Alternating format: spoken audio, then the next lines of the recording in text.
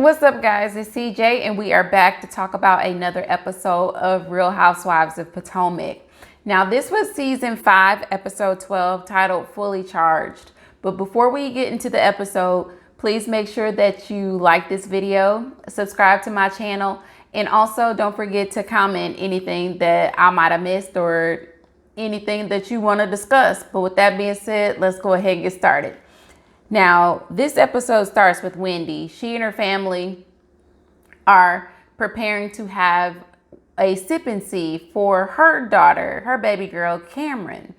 Now, their sip and see will be slightly different than the sip and see that we saw with Ashley and baby Dean, because Wendy will be incorporating a little of the Nigerian, well, a lot of the Nigerian culture into this sip and see. And so it'll be a little different. Ashley's was more of a get together where her friends and family got together, had food and drinks, and she introduced them to baby Dean.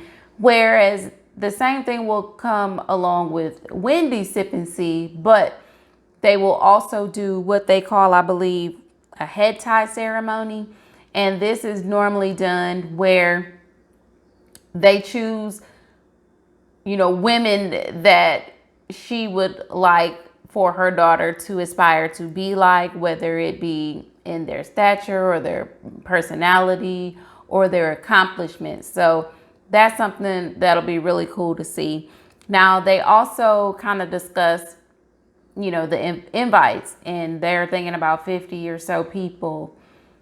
And they're thinking that it'll be more friends and family, because as Eddie's family, as we know about them, they are kind of estranged because they really have not been cool since the moms fell out. And we know that they didn't come to Eddie and Wendy's wedding.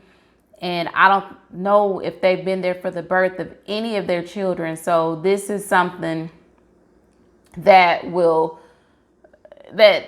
Eddie is at the point where he's like, well, I don't even want to bring that drama to such a joyous event, so we're not going to worry about it. But you can kind of tell that it does kind of weigh on him that his family isn't a part of their life events. But then we go on to Ashley and Michael, who have gone to see a therapist.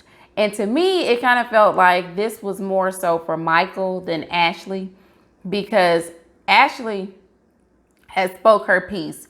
She has let it be known that, okay, yeah, we were into having other people in our bedrooms back in the day, but now, I'm not on that anymore. I needed to just be you and I. We have a family now, I was that way back then. I have changed. That's not who I am anymore. That's not what I want to do.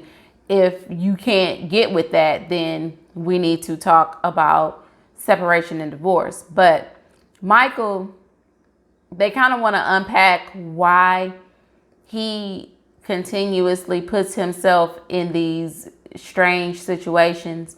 And he gives what some could say are excuses, because first he says that, now that baby Dean is here, I'm not getting the attention from Ashley that I once was getting. So I have tried to seek it in other places. And then he goes to say that the reason he does what he does is when he was younger, his father would come and be one way with them and then start drinking and flip the script and start being another way, I guess, pretty harsh and abusive. I don't know if he was physically abusive, but he changed and he wasn't the same person.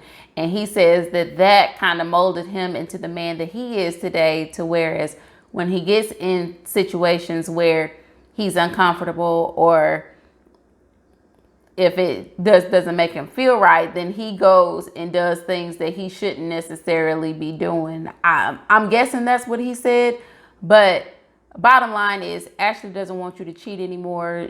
She doesn't want you to see other people. She needs it to just be the two of you. And I don't know if Michael is ready for that kind of lifestyle, just because that wasn't really the lifestyle that they were into prior to now. But it is what it is. So she thinks that therapy will make them stronger. We'll see. Now we get this quick clip of Robin. She's at Juan's basketball game, and this was funny because she was dancing and carrying on with the majorettes, and it's always funny to see that side of Robin, because Robin seems kind of dull to me, and her, you know, joking around and doing something like this out in public, it was just really funny. And I guess Juan thought it to be funny too. But anyway, we see Wendy, she's calling the girls, inviting them to the Sip and See. Well, everybody but Monique. She says that, you know, some of the girls don't want to be around Monique, so that's out of the question as far as inviting her to this event. And we then go to Karen and Ray. And I'm confused because it looks like they were setting up Halloween stuff. So is that season kind of catching up with current time?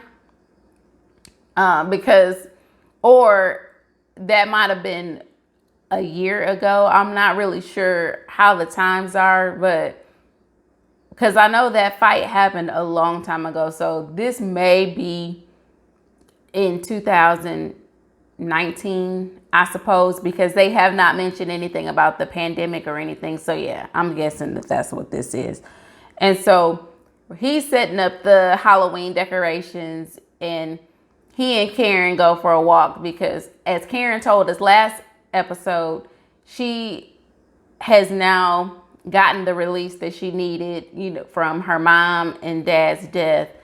And she now needs to put her focus into her marriage, because she does feel it slipping, because Ray is not featuring Karen at all. And we have seen that all season long. And I thought it might have just been, you know, that sly editing or somebody being shady or whatnot. But no, Ray really does seem like he is getting ready to check out. Like he is just not here for it.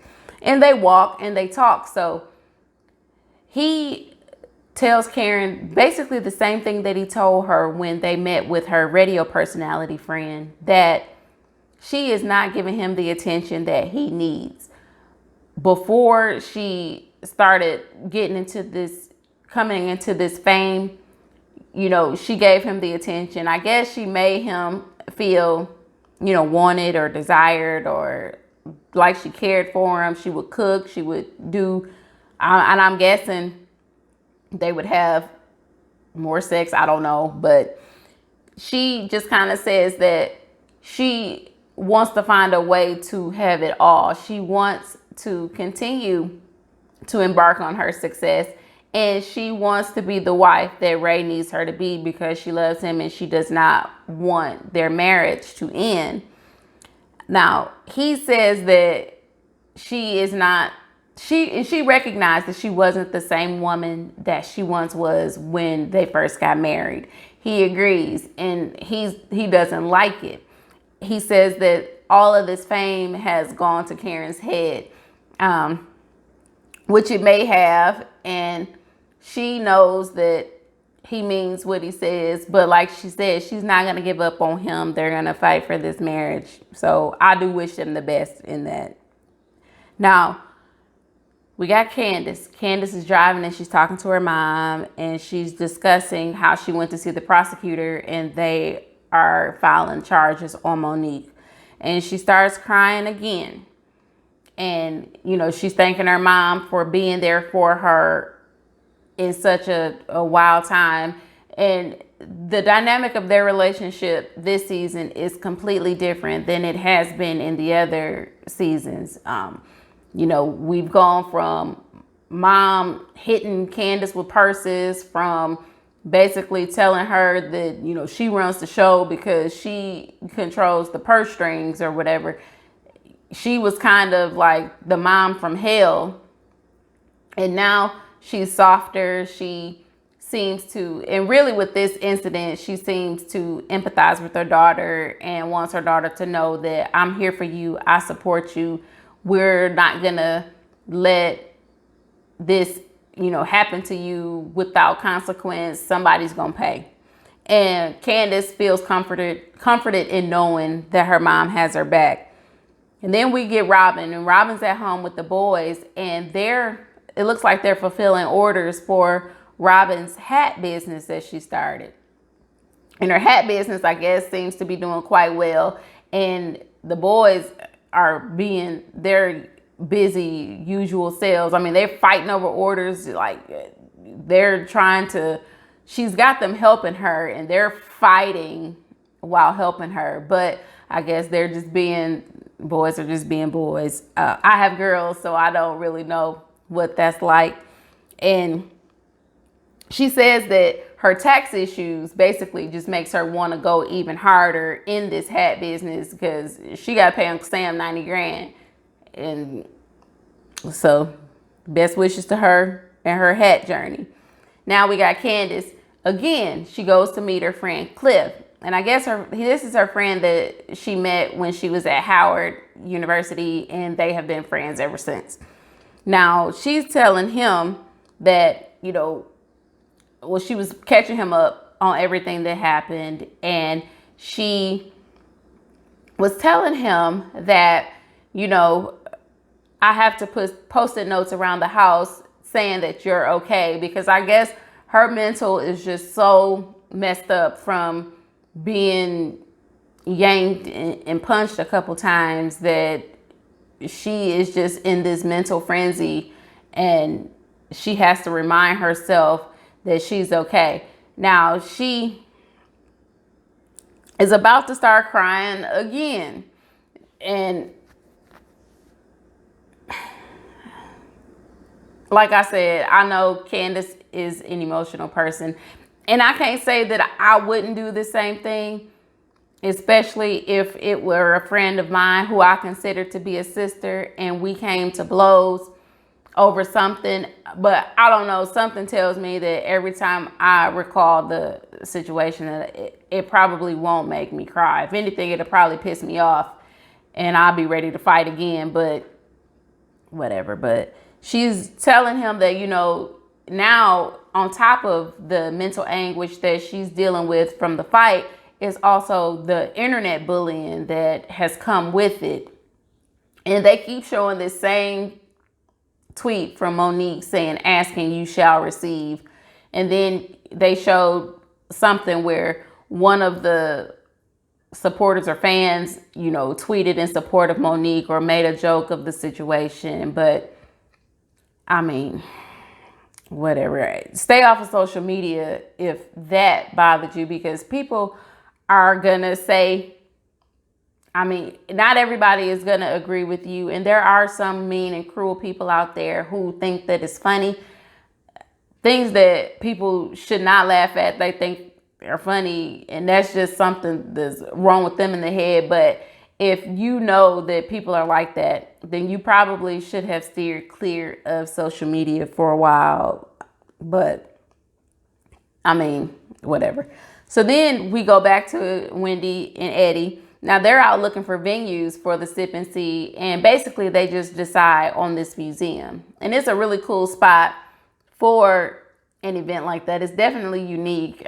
Here, where in Mississippi, people don't really think to do, or there are not a lot of cool places like that to do much of anything. So I thought that was really dope what they're doing. But Eddie talks about how he is starting to reconsider inviting his family, because he was giving, I believe, Carter a bath, and Carter started inquiring about his beard, and he asked him, did your dad have a beard like that? And it just kind of got him a little emotional. And he does think that his family does need to be a part of these kind of events, because they are his family, and his children, he feels like they do deserve to know his family as well. And Wendy does think it's a great idea, because at the end of the day, everybody needs family. Now, Ashley goes to see Uncle Lump, and we haven't seen Uncle Lump all season. She goes to see him, and she is wanting to talk to him about the recent events that has transpired between she and Michael and the scandal from the blogs and all him stepping out on Ashley. And her mom shows up, and she's got this eye patch on looking like a pirate. And she said that something was going on with her eye and it was oozing, and that was nasty. But she wouldn't have been touching my baby, eye patch or not. I'm going to need her to handle that before she can touch my baby. But hey, and Uncle Lump basically is just telling Ashley, you know, I need you to bring Michael around. Michael needs to pay, or he's not going to hide his way out of this. He needs to face us because he needs to explain, you know, what is. You know, he's got to face the music. Now, it's the day of the Sip and See, and the family is getting ready. And Eddie, he just lets her know his mom still hadn't responded to his text. And Wendy's trying to be optimistic. She's like, well, maybe she just feels like what she needs to say needs to be said in person, and she doesn't want to do it by text. And so he doesn't think that she'll come. But it was funny because Robin was on time. Robin was like one of 3 people who were actually on time. And so she's calling Giselle like, girl, why is there only like 3 people here? She was like, nobody is here. And if this is what being on time gets me, I'm never going to be on time again for anything else. If I'm going to be the only person here when it starts. And then you see Wendy and everybody showing up now. It's 8 o'clock at this point. Everybody's like an hour late.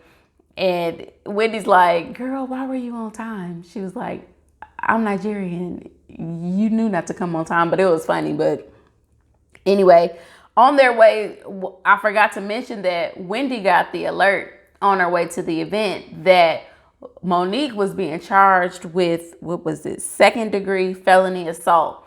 And so she asked Eddie, who's an attorney, if Monique can face jail time over this. And he tells her yes.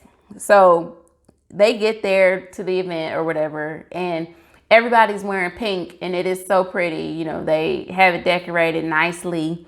And Giselle and everybody gets there, and it was Giselle, Karen, and Robin, I believe, sitting at the table. And Giselle just is about to explode. She has to bring up these charges. And so she was even like giddy about it. She was laughing about it. And Karen's like, you do not need to be laughing about this. This is not funny. And I'm like, how evil can you be? Now, I know you don't like the woman. You have not liked the woman. You've tried to mask it, and y'all have tried to play nice and make nice with one another. But we know that ever since Monique has stepped on the scene and she made that comment about the 4 houses, you have not liked this woman and probably never will. But she was really giddy about that situation. And then she tried to kind of hone it back in when Karen called her on her BS. But we see, you know, they meet Wendy's mom, and she tells them, you know, about her standing in their culture, or because they were asking her was she a chief, and she tells them the Igbo term for it. And it was really cool. They met her, and then Candace shows up with her husband and her mom as well. Now, they have the ceremony, the head tie ceremony, and it was absolutely beautiful. You know, Wendy brings her mom to tears because she just kind of tells her mom that she hopes that her daughter, if she could embody even, you know, an ounce of what her mom is, you know, she is going to be this tremendously strong woman, and she knows that she'll do great things. And she also tells her that she wants her to be like her sister, her big sister, Ivy, who is the surgeon. And so it was really pretty. They have the ceremony, and they're, you know, dancing around, and they're showering money on to Cameron, baby Cameron, and I thought that was really cool. And so everybody's eating and they sit down at the table, and again, Giselle has to bring up these charges. And so she asks, Candace, what happened or how she feels about bringing up the charges. And Candace is just like, I didn't expect for things to take off as fast as they did. I literally just did it. And literally 5 minutes later, it's all over the media or the social media and the blogs, and it's everywhere. And I'm kind of overwhelmed because I didn't, I'm stressed. I didn't think that it would take off like that. And so they're kind of saying, well, we don't think the girl should go to jail. She should, be held responsible, but we don't want her to do any jail time. And Candace is like, why don't we? But anyway, so Ashley kind of interjects, and Ashley just basically says, okay, it was both of y'all. You were in her face and this and that. And Candace was just like, you weren't even there, Ashley. And they play it back. Ashley was in the bathroom, but she could hear the commotion. And so she's like, wow, really, when I'm, when I'm peeing or whatever. So, but she wasn't there. But I guess she's going by what Monique has told her, because all the other girls, minus Karen, they are team Candace, and they feel like what Monique did was absolutely out of line and it was extreme and it was wrong. But Ashley is trying to see it from, okay, what was your part in this? You both played a part.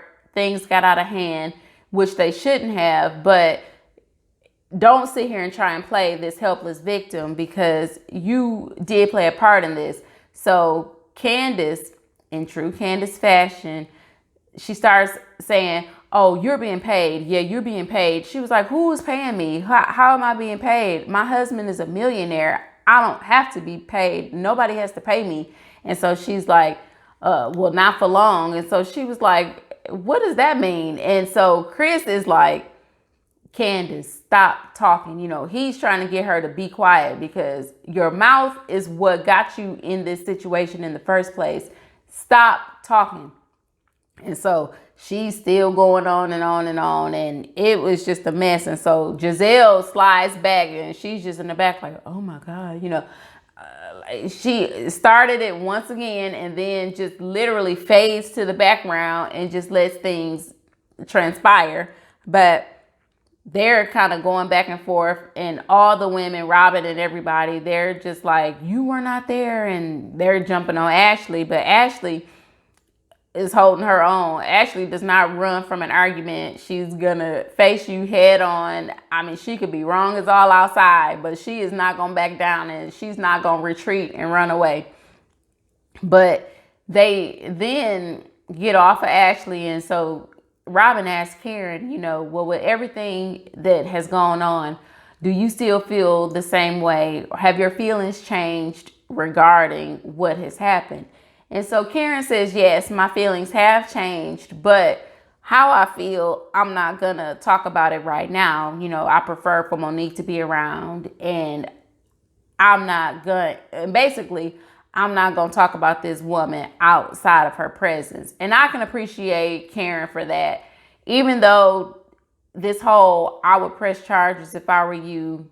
I mean, anybody in their right mind, if they really felt victimized the way that Candace was saying that she was, would have pressed charges that same night. But hey, she eventually did it, but whatever. Now, fast forwarding, bottom line, Eddie's family did not show up. He was slightly disappointed, but he wasn't really pressed about it, because they still had a good time. And they did what they came to do, which was to show baby Cameron, present baby Cameron to their family and friends. Now, I'm pretty sure I did leave a lot out, because it got really busy at the end of that episode, especially that argument at the table. If I left anything out, please, comment. Let me know your thoughts about the women. Do y'all think that Candace was wrong for filing charges? Do you think that Monique should have filed some charges too? Because, I mean, they got into a fight. They were both fighting, but it is what it is. Until next time, I guess I'll see you guys later. Peace.